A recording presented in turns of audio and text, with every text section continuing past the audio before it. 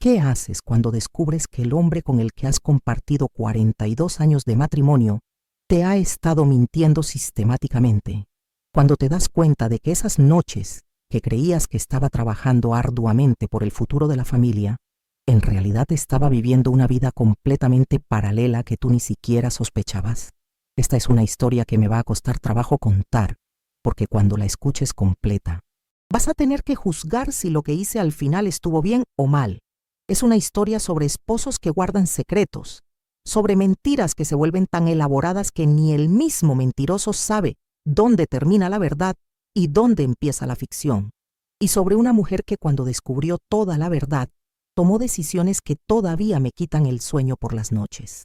Es controversial porque vas a escuchar cosas que van a chocar tu moral, que van a hacerte cuestionar hasta dónde debe llegar la lealtad en un matrimonio.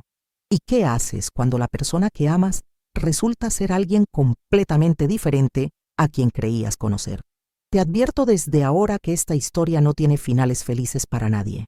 Me llamo Elena, tengo 74 años y durante 4 décadas estuve casada con Miguel, un ingeniero que trabajaba en una empresa de construcción. Miguel siempre fue un hombre meticuloso, responsable, de esos que planean todo con anticipación y nunca dejan nada al azar. Era el tipo de esposo que llegaba a casa todos los días a la misma hora, que tenía rutinas fijas, que me avisaba si iba a llegar 5 minutos tarde. Por eso, cuando empezó con los proyectos nocturnos, al principio no me pareció extraño.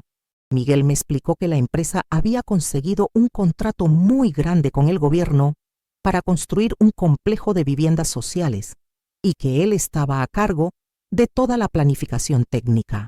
Es un proyecto que puede cambiar nuestro futuro económico, Elena, me decía mientras se preparaba para irse por las noches. Si lo hago bien, me van a promover a gerente regional. Significa el doble de salario. Los proyectos nocturnos empezaron siendo una vez por semana. Miguel salía después de cenar, regresaba muy tarde, a veces hasta las 2 o 3 de la madrugada. Llegaba agotado, con ropa que olía a café y a cigarro, diciéndome que habían estado toda la noche revisando planos y calculando presupuestos. ¿Por qué tienen que trabajar de noche?, le pregunté las primeras veces. Porque durante el día el ingeniero principal está ocupado con otros proyectos, me explicaba Miguel. Solo puede reunirse con nosotros después del horario normal. Y como este proyecto es tan importante, no podemos esperar. Todo sonaba lógico.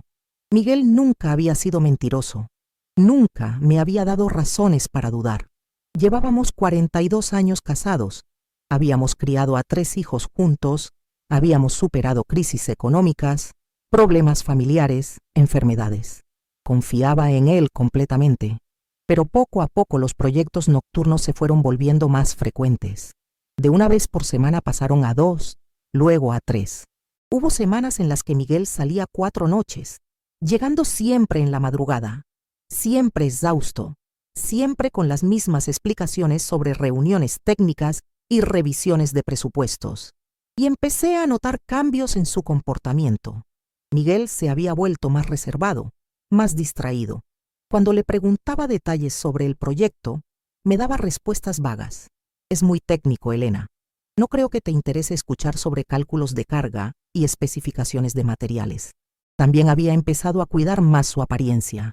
Se había comprado ropa nueva, se peinaba diferente, había empezado a usar una colonia que no reconocía. Cuando le pregunté por la colonia, me dijo que se la había regalado uno de sus compañeros de trabajo. Lo que más me extrañaba era que nunca me habló de sus compañeros de equipo. En 42 años de matrimonio, Miguel siempre me contaba sobre la gente con la que trabajaba. Conocía a todos sus jefes, a todos sus colegas. Había ido a fiestas de la empresa. Había conocido a las esposas de sus compañeros. Pero de este proyecto especial, nunca mencionaba nombres, nunca me contaba anécdotas, nunca me hablaba de las personalidades de la gente con la que supuestamente pasaba tantas horas. Una noche le pregunté directamente: Miguel, ¿cómo se llama el ingeniero principal con el que trabajas? Miguel se tardó en responder, como si estuviera buscando la respuesta. Rodríguez, me dijo finalmente. Ingeniero Rodríguez. ¿Y los otros del equipo? Me gustaría conocerlos algún día. Son gente muy seria, Elena, muy concentrados en el trabajo. No creo que tengas mucho en común con ellos.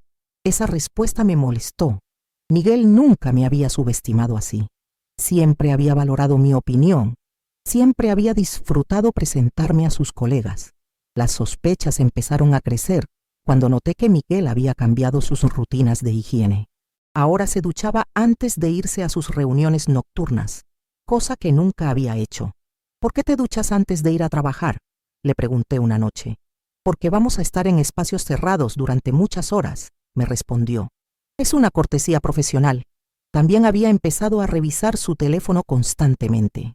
Miguel nunca había sido una persona apegada a la tecnología, pero ahora revisaba mensajes cada 5 minutos y siempre salía de la habitación para contestar llamadas. Una tarde, mientras Miguel estaba bañándose, su teléfono sonó. Yo estaba cerca y vi que la llamada venía de un número sin nombre guardado. Cuando Miguel salió del baño, le dije que había sonado su teléfono. ¿Quién era?, me preguntó inmediatamente. No lo sé. Era un número que no reconocí. Miguel tomó su teléfono rápidamente y revisó las llamadas perdidas. Luego salió al patio y regresó la llamada. Lo escuché hablar en voz baja durante varios minutos, pero no pude entender lo que decía. Cuando regresó, le pregunté si era sobre el proyecto. Sí, me dijo. Era el ingeniero Rodríguez. Quería confirmar la reunión de esta noche, pero algo en su tono me hizo dudar. Miguel estaba nervioso y ese no era el Miguel que yo conocía. El punto de quiebre llegó un martes de marzo. Miguel había salido a su reunión nocturna como siempre, pero esa noche me quedé especialmente inquieta. No podía dormir, no podía concentrarme en la televisión, no podía hacer nada más que darle vueltas a todas las inconsistencias que había notado en los últimos meses. A las 11 de la noche, decidí hacer algo que nunca había hecho: llevarle cena a Miguel a su oficina. Pensé que sería un gesto bonito, que él apreciaría que me preocupara por él, que sus compañeros de trabajo verían qué esposa tan atenta tenía.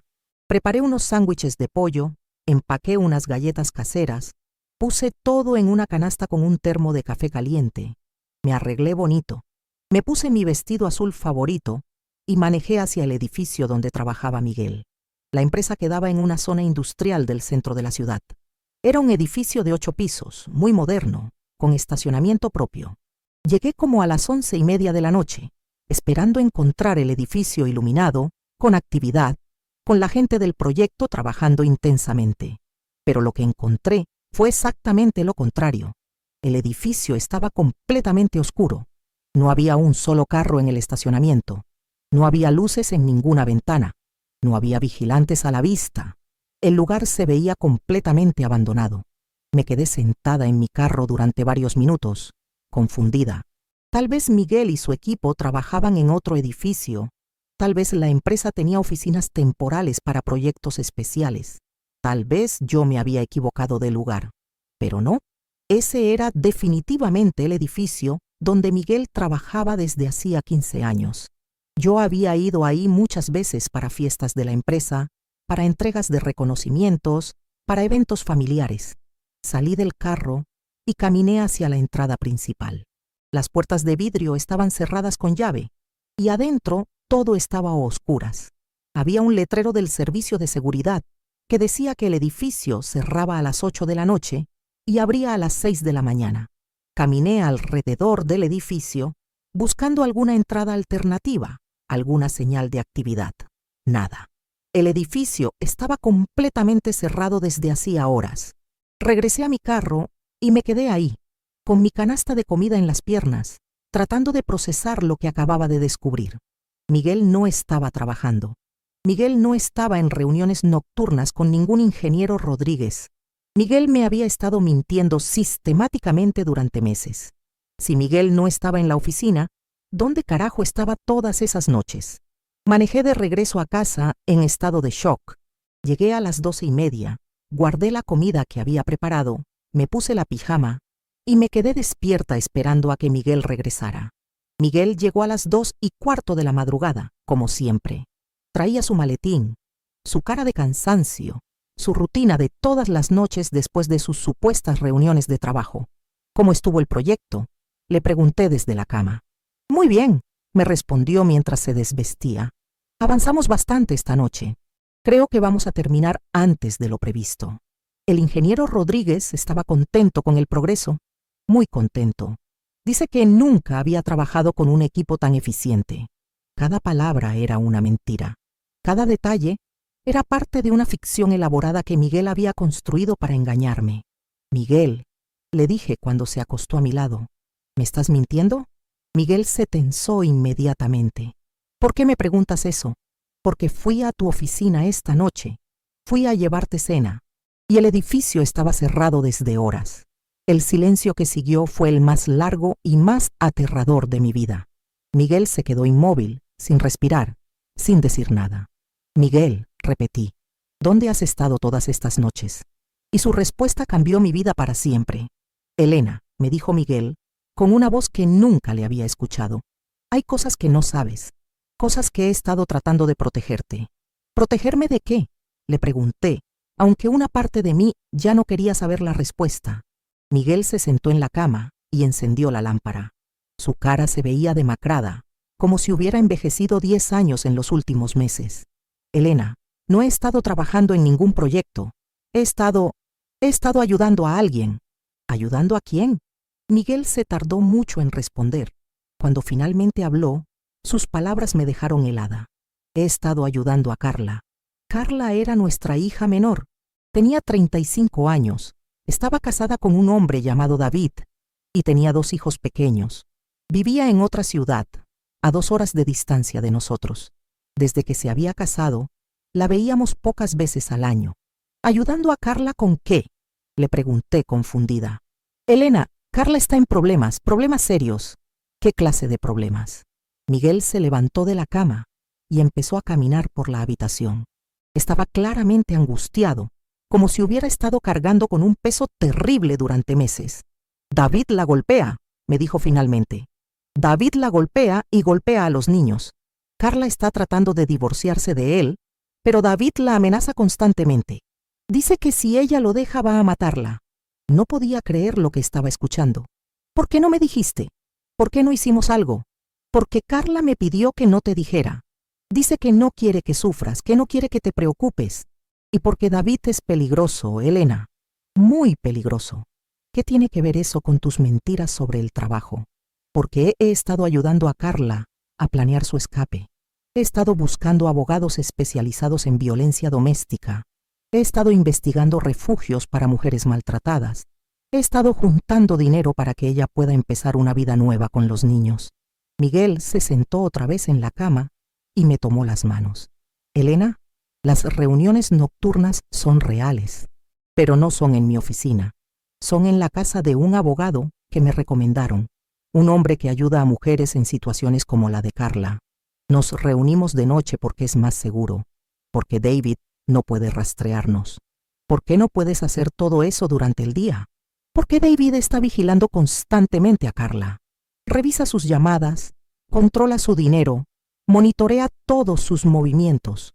La única manera de ayudarla es trabajando en secreto cuando él no se da cuenta. Empecé a entender la magnitud de lo que Miguel me estaba contando. Nuestra hija estaba viviendo un infierno y Miguel había estado tratando de salvarla durante meses sin decirme nada. Miguel, ¿por qué no me incluiste? ¿Por qué no me dijiste la verdad desde el principio? Porque te conozco, Elena. Te conozco mejor que nadie. Si tú supieras que Carla está en peligro, habrías querido ir inmediatamente a confrontar a David. Habrías querido llevártela a nuestra casa. Habrías querido llamar a la policía. Por supuesto que habría querido hacer eso. Y precisamente por eso no podía decirte. Porque hacer cualquiera de esas cosas habría puesto a Carla en más peligro. David ya la amenazó con matarla si ella trata de dejarlo. ¿Qué crees que haría si descubre que nosotros estamos interfiriendo? Miguel tenía razón. Y eso me dolía más que cualquier infidelidad. Me dolía saber que mi propia reacción, predecible, había hecho que mi esposo me mintiera para proteger a nuestra hija. ¿Qué han estado planeando exactamente?, le pregunté. Hemos estado preparando una estrategia legal completa. El abogado nos ayudó a documentar las agresiones, a juntar evidencias, a preparar una demanda de divorcio que incluye órdenes de restricción. También hemos estado buscando una casa en otra ciudad donde Carla pueda vivir con los niños bajo una identidad temporal. ¿Identidad temporal? Elena, David tiene conexiones peligrosas. Tiene amigos en la policía. Conoce gente que puede rastrear a Carla sin importar a dónde se vaya. La única manera de mantenerla segura es que desaparezca completamente por un tiempo. ¿Y el dinero? ¿De dónde van a sacar el dinero para todo esto? Miguel bajó la mirada, como si estuviera avergonzado de lo que iba a decir. He estado vendiendo cosas, Elena. Vendí mi colección de herramientas, vendí el carro viejo que tenía guardado en el garaje. He estado sacando dinero de nuestros ahorros poco a poco. ¿Cuánto dinero? Como 100,000 pesos hasta ahora. Me quedé sin palabras. 100,000 pesos era una cantidad significativa para nosotros. Era dinero que habíamos ahorrado durante años para nuestra jubilación. Miguel, ¿por qué no me consultaste antes de gastar nuestros ahorros? Porque es nuestra hija, Elena, porque está en peligro de muerte. Porque si no la ayudamos nosotros, nadie más lo va a hacer. Pero podríamos haber hablado. Podríamos haber tomado esas decisiones juntos. ¿Podríamos? ¿En serio crees que habrías podido mantener la calma sabiendo que David golpea a Carla? ¿Crees que habrías podido actuar con la cabeza fría sabiendo que nuestros nietos están en peligro? Miguel tenía razón otra vez. Y eso me frustraba terriblemente. Yo habría perdido la cabeza. Habría ido inmediatamente a confrontar a David. Habría llamado a la policía. Habría hecho exactamente todo lo que no se debía hacer. ¿Cuándo va a pasar? ¿Cuándo va a escapar Carla? La próxima semana. Todo está listo. El abogado va a presentar los papeles del divorcio y las órdenes de restricción el lunes. Ese mismo día, Carla va a tomar a los niños y se va a ir a la casa que le conseguimos en otro estado. Y David va a recibir las notificaciones legales cuando Carla ya esté lejos y segura. Para cuando él reaccione, ya va a ser demasiado tarde para detenerla. Me quedé callada durante varios minutos, procesando toda la información. Mi esposo había estado viviendo una vida secreta durante meses, pero no por las razones que yo había imaginado. Había estado mintiendo para proteger a nuestra hija, arriesgando nuestro matrimonio para salvar la vida de Carla. Miguel, le dije finalmente, quiero ayudar. Elena, ya te expliqué por qué no puedes. No, lo interrumpí. Quiero ayudar de verdad. Quiero ser parte de esto. Quiero hacer lo que sea necesario para salvar a mi hija. Miguel me miró con sorpresa. ¿Estás segura? Porque no hay marcha atrás. Una vez que empecemos con el plan, tenemos que llegar hasta el final. Estoy segura, pero necesito saber todo. Absolutamente todo. Miguel asintió. Está bien. Mañana en la noche tienes que venir conmigo a la reunión con el abogado. Vas a conocer todos los detalles del plan. Y mientras tanto tienes que actuar como si no supieras nada. Carla va a llamarte mañana, como siempre hace los miércoles. Tienes que hablar con ella normalmente, sin darle a entender que sabes sobre su situación. ¿Ella sabe que tú me dijiste? No.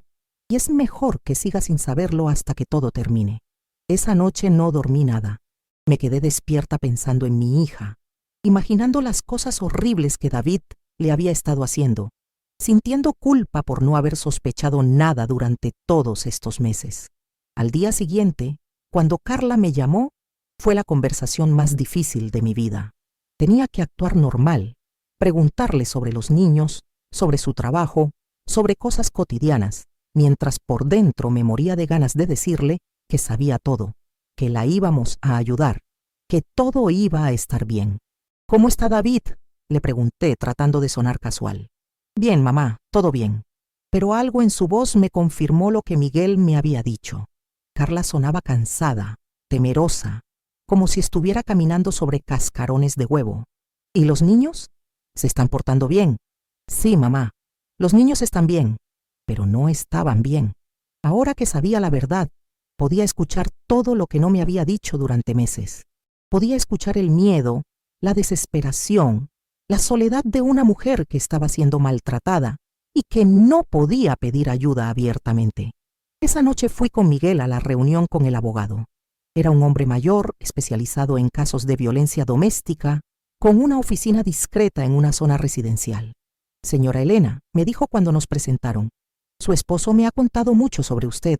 Dice que es una mujer muy fuerte. Espero serlo, le respondí. Espero ser lo suficientemente fuerte para salvar a mi hija. El abogado me explicó todo el plan en detalle. Era mucho más complejo de lo que había imaginado. No se trataba solo de ayudar a Carla a divorciarse. Se trataba de hacerla desaparecer completamente del radar de David, de cambiar su identidad temporal, de reubicarla en un lugar donde él nunca pudiera encontrarla. ¿Esto es legal?, le pregunté. La mayor parte sí, me respondió el abogado.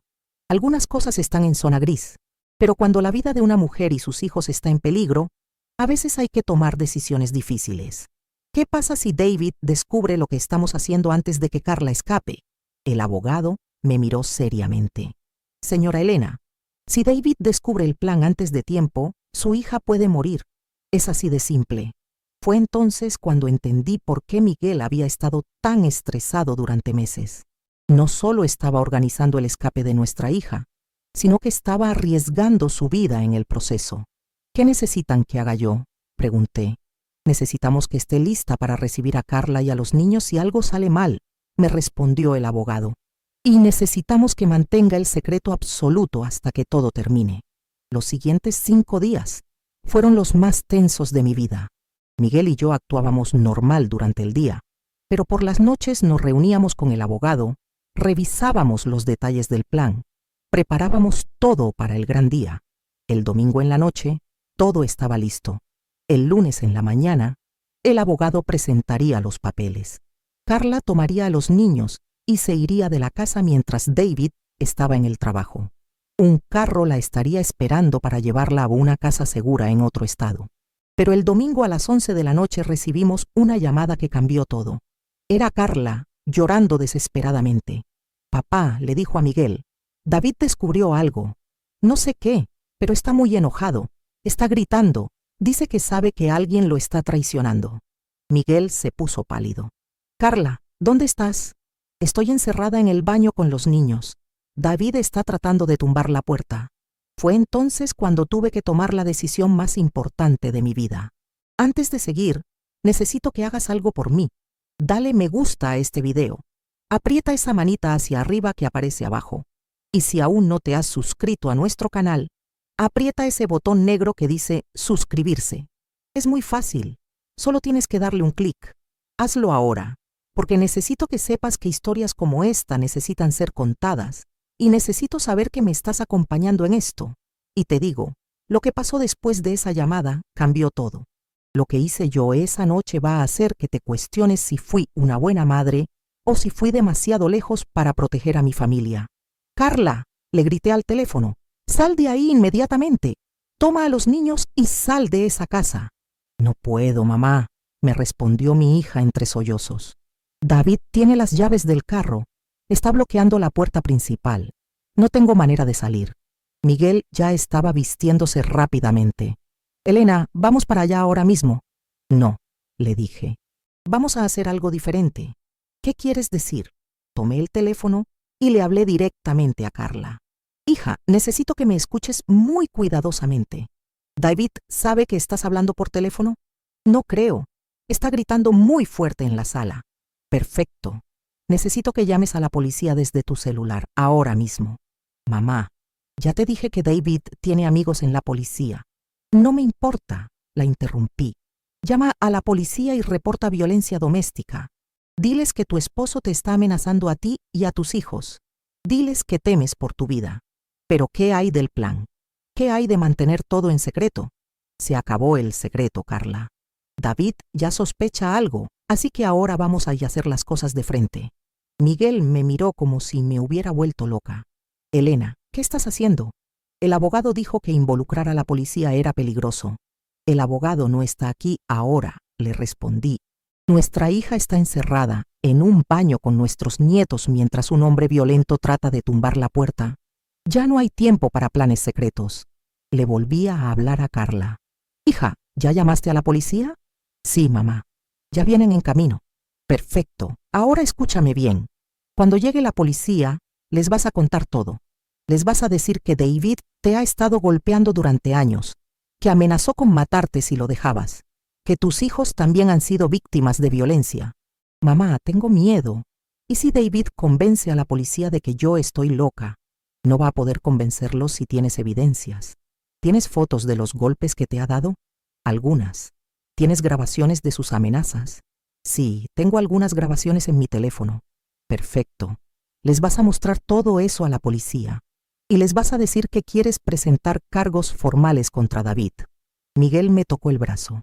Elena, ¿estás segura de esto? Estamos cambiando completamente el plan. El plan ya se jodió, Miguel, le respondí. Ahora tenemos que improvisar. Escuchamos a Carla hablar con alguien del otro lado de la línea. Ya llegó la policía, nos dijo. Están tocando la puerta. Perfecto, ve y ábreles. Y Carla, una cosa más. Les vas a decir que quieres ir a casa de tus padres con los niños esta misma noche. ¿Ustedes me van a recibir? Por supuesto que te vamos a recibir. Esta es tu casa. Los siguientes 30 minutos fueron una eternidad. Carla nos mantuvo informados por teléfono de todo lo que estaba pasando. La policía arrestó a David por violencia doméstica. Carla les mostró las fotos de los golpes y las grabaciones de las amenazas. Los oficiales le explicaron sus derechos y las opciones legales que tenía. Mamá, nos dijo Carla, la policía dice que pueden escoltarme para que empaque algunas cosas y me vaya con ustedes esta noche. Perfecto. Empaca lo esencial para ti y para los niños. Lo demás lo podemos conseguir después. ¿Y si David sale bajo fianza? Si David sale bajo fianza, ya vamos a estar preparados. Mañana vamos con el abogado y presentamos todos los papeles legales. 2 horas después, Carla llegó a nuestra casa con mis 2 nietos. Los niños estaban asustados, confundidos, pero aliviados de estar en un lugar seguro. Carla se veía agotada, pero por primera vez en meses la vi sonreír de verdad. «Mamá», me dijo mientras los niños se quedaron dormidos en el sofá, «gracias por cambiar el plan. Creo que hacer las cosas de frente era lo correcto». «¿Te arrepientes de no haberme dicho antes?», le pregunté. Carla me miró con lágrimas en los ojos. «Me arrepiento de muchas cosas, mamá, pero principalmente me arrepiento de haber aguantado tanto tiempo, de haber puesto a mis hijos en peligro por tratar de mantener unida una familia que nunca debió existir». Miguel, que había estado callado durante la mayor parte de la noche, finalmente habló. «Carla, yo también me arrepiento de no haber actuado más rápido, de haber perdido tanto tiempo en planes secretos, cuando tal vez, desde el principio, debimos haber enfrentado esto de frente. ¿Creen que hicimos lo correcto esta noche?», preguntó Carla. «Hicimos lo único que podíamos hacer», le respondí. «Protegimos a nuestra familia. David efectivamente salió bajo fianza 2 días después, pero para entonces ya habíamos tomado todas las precauciones legales. Carla había presentado una demanda de divorcio y había obtenido órdenes de restricción. Los niños estaban en un nuevo colegio bajo medidas de seguridad especiales. David trató de contactar a Carla varias veces durante las siguientes semanas, pero nunca de manera directa. Enviaba mensajes a través de amigos comunes. Aparecía en lugares donde sabía que ella podía estar. La seguía cuando salía de la casa, pero nunca violó directamente las órdenes de restricción, así que la policía no podía arrestarlo otra vez. 3 meses después del escape, parecía que todo se había estabilizado. Carla había encontrado trabajo en nuestra ciudad, los niños se habían adaptado a su nueva escuela y David aparentemente había aceptado que el matrimonio había terminado. Pero entonces pasó algo que nadie esperaba. David desapareció. Al principio pensamos que había sido algo positivo. Tal vez había decidido mudarse a otra ciudad, empezar una vida nueva, dejar a Carla en paz. Pero después de 2 semanas sin saber nada de él, empezamos a preocuparnos. La preocupación se volvió terror cuando la policía vino a buscarnos. «Señora Elena», me dijo el detective que llegó a nuestra casa, «necesitamos hablar con usted y su familia sobre David Hernández». «¿Qué pasa con David?», preguntó Carla. «David Hernández fue encontrado muerto ayer en la mañana. Aparentemente fue un suicidio». Carla se desplomó en el sofá. «¿Suicidio? Eso parece, pero necesitamos hacerles algunas preguntas porque David dejó una carta». El detective sacó una hoja de papel de su carpeta. En la carta, David menciona que su vida se destruyó cuando su esposa lo abandonó. Dice que no puede vivir sin ella y sin sus hijos, y menciona específicamente que los padres de su esposa lo convencieron de que ella lo dejara. Miguel y yo nos miramos. «Detective», le dije, «nosotros no convencimos a nadie de nada. Simplemente ayudamos a nuestra hija cuando ella nos pidió ayuda. Lo entiendo, señora, pero David también menciona que hubo un plan elaborado para destruir su matrimonio, que hubo reuniones secretas, que hubo gente involucrada que él no conocía. Detective, intervino Carla, David era un hombre violento. Me golpeaba a mí y a mis hijos. Tengo fotos, tengo grabaciones, tengo reportes policiales. Lo que nosotros hicimos fue protegernos de un agresor. Su hija tiene razón, dijo el detective. Hemos revisado el historial de David Hernández y encontramos varios reportes previos de violencia doméstica con otras parejas. Claramente tenía un patrón de comportamiento abusivo. Entonces, ¿por qué están aquí?, preguntó Miguel. Porque necesitamos cerrar el caso completamente. David mencionó en su carta que había conseguido información sobre sus actividades, que sabía que ustedes habían estado planeando algo durante meses. Mi sangre se heló. ¿Qué clase de información? No lo sabemos exactamente, pero encontramos en su casa fotos de ustedes saliendo y entrando de la oficina del abogado Márquez. Aparentemente los había estado siguiendo. Miguel se puso pálido. ¿David sabía sobre el abogado? Parece que sí. También tenía fotos de usted, señor Miguel, en lugares que no corresponden con su trabajo oficial. El detective nos mostró algunas de las fotos que habían encontrado en casa de David. Efectivamente, eran fotos de Miguel entrando y saliendo de la oficina del abogado, fotos mías entrando al mismo edificio, fotos de Miguel en lugares que no tenían nada que ver con su trabajo real. ¿Desde cuándo nos estaba siguiendo?, pregunté. Según las fechas de las fotos, desde hace por lo menos 2 meses. ¿Y por qué no hizo nada antes? Creemos que estaba juntando evidencias para usarlas en el divorcio. Probablemente pensaba demostrar que su esposa había estado planeando dejarlo con ayuda externa, lo cual le habría dado ventaja en la división de bienes. Carla empezó a llorar. Entonces David se mató porque descubrió que lo estábamos investigando. Es posible, respondió el detective, pero también es posible que se haya matado porque sabía que había perdido el control sobre usted y que iba a enfrentar consecuencias legales serias por la violencia doméstica. Detective, le dije, estamos en problemas legales por haber ayudado a nuestra hija. No, señora. Todo lo que ustedes hicieron fue legal. Contratar un abogado, buscar refugios para víctimas de violencia, juntar dinero para ayudar a un familiar en peligro, todo eso es perfectamente legal. ¿Y entonces por qué se suicidó David? El detective se quedó callado un momento antes de responder.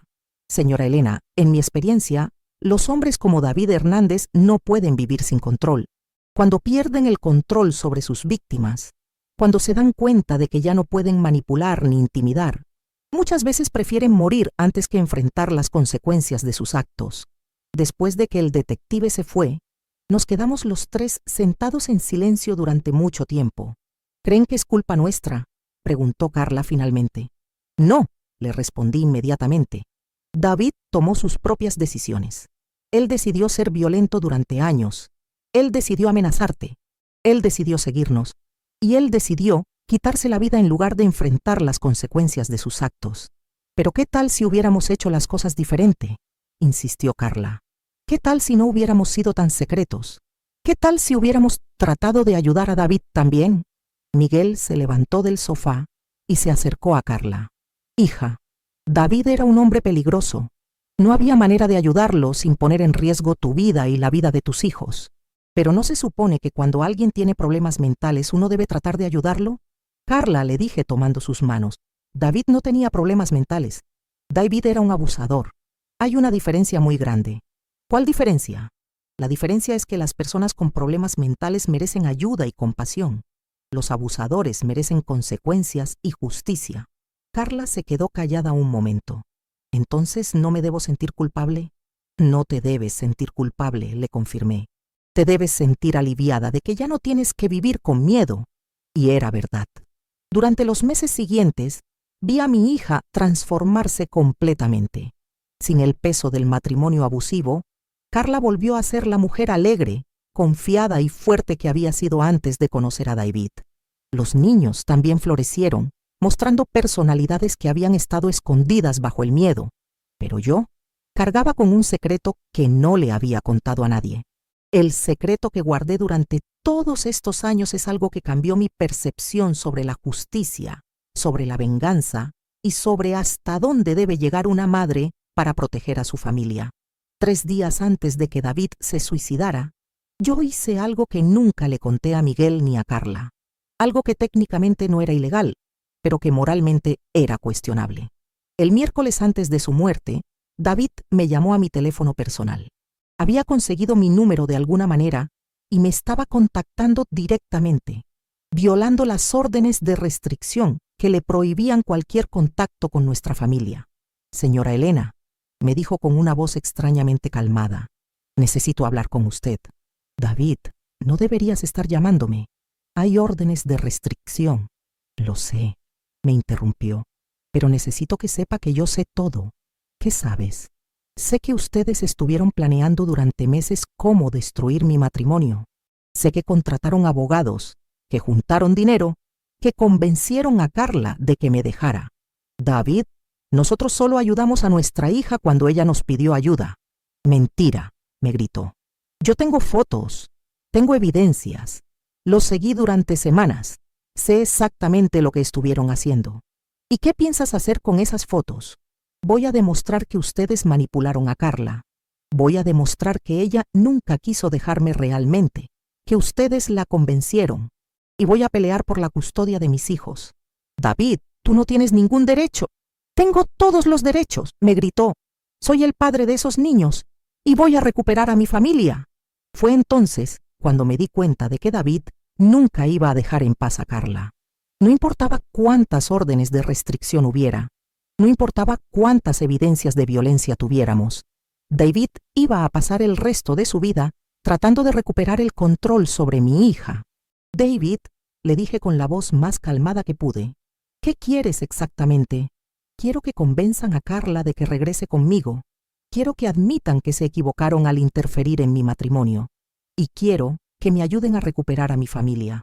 Y si no lo hacemos, si no lo hacen, voy a hacer públicas todas las fotos. Voy a demostrar que ustedes son una familia de manipuladores que destruyen matrimonios.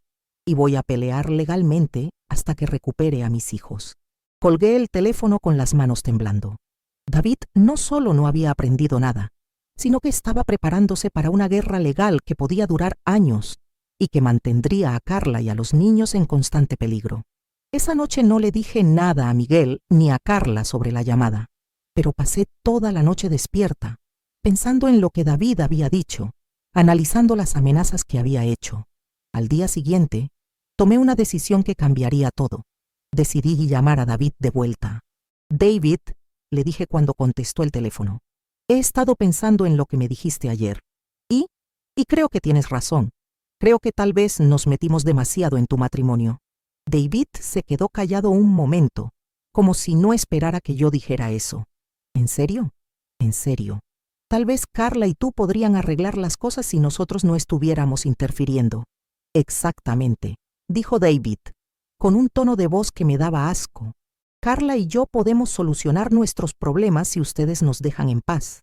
David, ¿qué necesitarías de nosotros para estar dispuesto a intentarlo otra vez?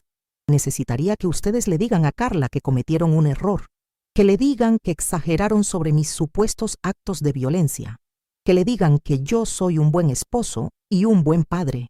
Cada palabra que David decía me confirmaba que era exactamente el narcisista manipulador que habíamos pensado desde el principio. Y si hacemos eso, ¿tú estarías dispuesto a olvidarte de las fotos y las evidencias que tienes contra nosotros? Por supuesto. Si recupero a mi familia, no necesito pelear con ustedes. David, ¿podrías venir a mi casa mañana para que hablemos en persona? Creo que sería mejor si planeamos juntos cómo convencer a Carla. ¿Carla va a estar ahí? No. Carla va a estar trabajando. Solo vamos a estar Miguel y yo. Perfecto, respondió David. Mañana a las 2 de la tarde. Esa noche le conté a Miguel sobre mi conversación con David. Miguel se puso furioso. Elena, ¿estás loca? ¿Por qué le dijiste que teníamos razón? ¿Por qué lo invitaste a la casa? Porque necesito que escuche algo, le respondí. ¿Que escuche qué? Saqué mi teléfono y le mostré a Miguel la aplicación de grabación que había estado usando durante mi conversación con David. Miguel, grabé toda la conversación que tuve con David ayer y la que tuve con él hoy. Miguel me miró confundido. ¿Para qué? para demostrar que David está violando las órdenes de restricción, que nos está amenazando y que está tratando de manipularnos para que convenzamos a Carla de regresar con él. ¿Y qué piensas hacer con esas grabaciones? Mañana, cuando David venga a la casa, voy a grabarlo otra vez. Voy a lograr que admita que golpeaba a Carla, que la amenazó, que planeaba seguir controlándola. Y luego voy a llevar todas esas grabaciones a la policía. Miguel se quedó callado un momento. Elena, ¿estás segura de que esto va a funcionar? Estoy segura de que David es tan narcisista que va a confesar todo si cree que lo estamos apoyando. Al día siguiente, David llegó a nuestra casa puntualmente a las 2 de la tarde. Se veía confiado, como si ya hubiera ganado la guerra.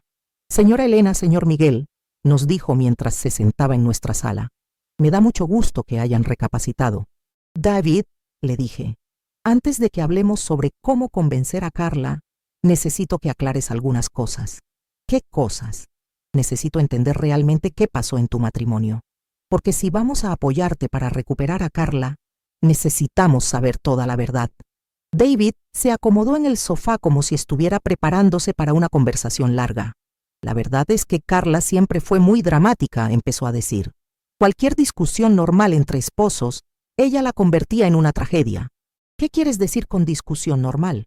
Pues discusiones sobre dinero, sobre los niños, sobre las responsabilidades de la casa, cosas normales de matrimonio. ¿Y cómo resolvían esas discusiones?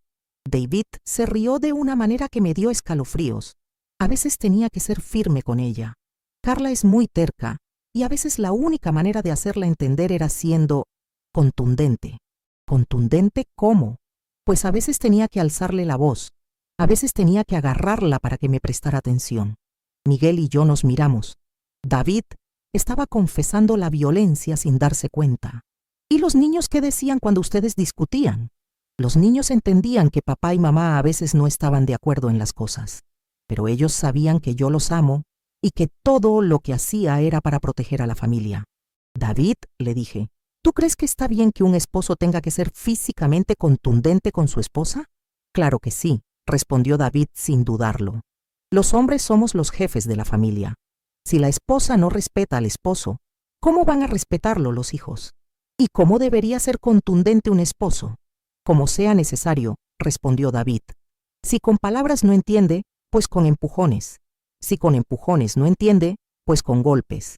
Y si con golpes no entiende, pues con amenazas más serias. ¿Qué clase de amenazas más serias?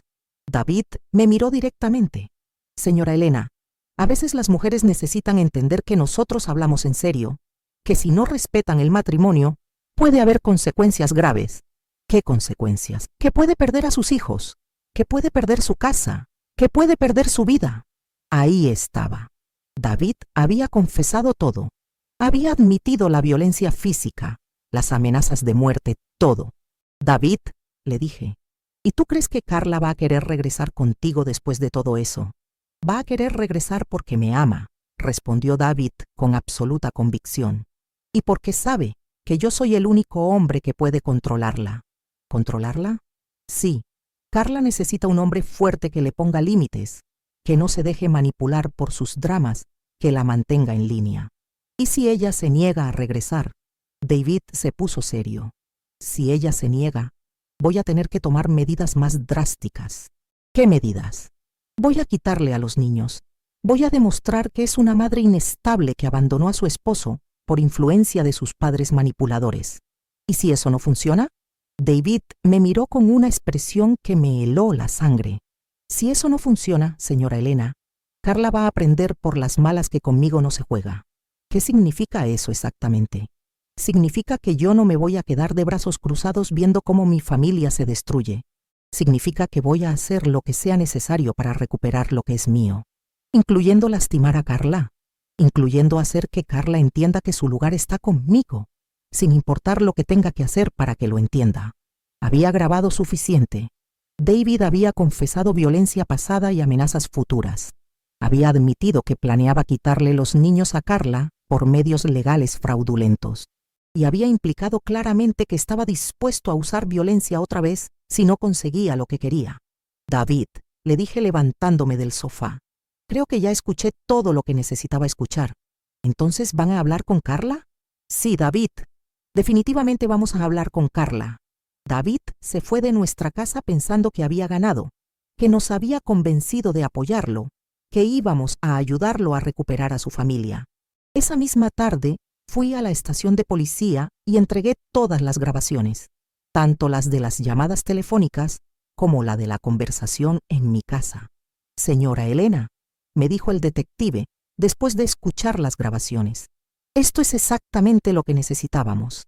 David violó las órdenes de restricción múltiples veces, hizo amenazas directas y confesó violencia doméstica previa. ¿Pueden arrestarlo? Lo vamos a arrestar mañana mismo. Y con estas evidencias, es muy probable que se quede en la cárcel hasta el juicio. Y después del juicio, con estas grabaciones, David va a ir a la cárcel por varios años y va a perder automáticamente cualquier derecho de custodia sobre los niños. Al día siguiente arrestaron a David. Cuando los policías llegaron a su casa, encontraron algo inesperado. David se había quitado la vida durante la noche. La carta de suicidio que mencionó el detective era real, pero lo que no mencionó en ese momento era que en la carta, David también decía que había descubierto que nosotros lo habíamos grabado, que se había dado cuenta de que había confesado todo y que